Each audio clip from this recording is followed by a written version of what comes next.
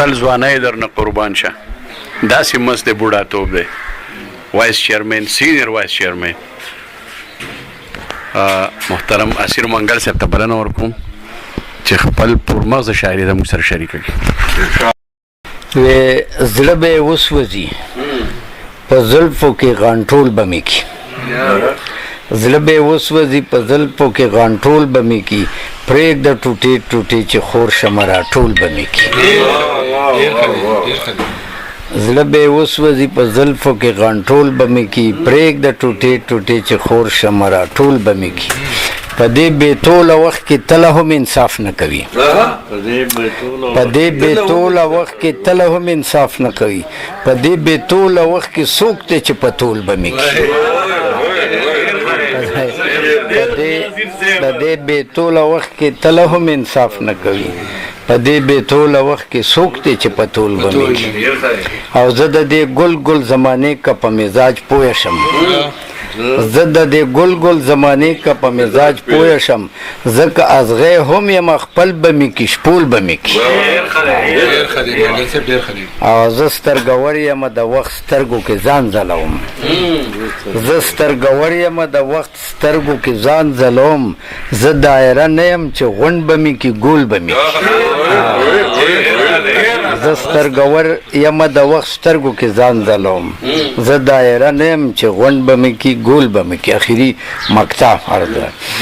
منګله ما که د دې وخت خاپیرې خپله کړله منګله ما که د دې وخت خاپیرې خپله کړله لکه د هار به مې په غاړه کې کچکول به مې ډېره مننه غني بابا وایي یو د سپوږمۍ ساس کې ماله ټیکله د جانان را یو د سپوږمۍ ساس کې ماله ټیکله د جانان را زه یم د خالونو د لالونو ګدا نه یم زه اوس د سنګر سرپرست اعلی زموږ ډېر ګران ملګری ډاکټر کاظم نیاز صاحب او د دې موجوده غونډې د دې دویم مشاعرې د پروګرام محترم صدر صاحب کاظم نیاز خان ته خواست کوم چې هغه تاسو ته خپل شعر واوري. د غزل یو څو شعرونه دي وی په خفګان کې هم خندېږم دا ولې په خفګان کې هم خندېږم دا ولې لا ګل نشم رجېږم دا ولې لا ګل نشم رجېږم دا ولې فریدون خان وی ما اوچته کناره د ان الحق کړه ما اوچته کناره د ان الحق کړه خو منصور ته نه رسېږم دا ولې ما اوچته کناره د ان الحق کړه خو منصور ته نه رسېږم دا ولې او چې پښتو راته دستار د ننګ په سر کړو چې پښتو راته دستار د ننګ په سر کړو هم په دې نامه خرڅېږم دا ولې او ډاکټر علم هغه زه چې د مغول د سترګو خاروم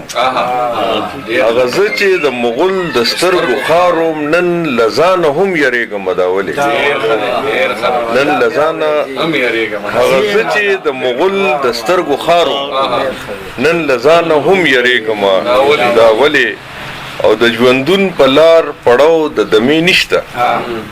د ژوندون په لار پړاو د دمې نشته زم د باد په شان تیرېږم دا ولې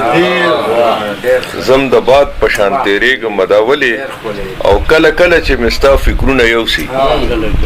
کله کله چې مې ستا فکرونه یوسي زه خپل ځان سره ګونېږم دا ولې او دا منم چې څه امکان د وفا نشته دا منم چې څه امکان د وفا نشته بیا هم تا نه لوګې کېږم دا ولې خادم صاحب وی که هر څو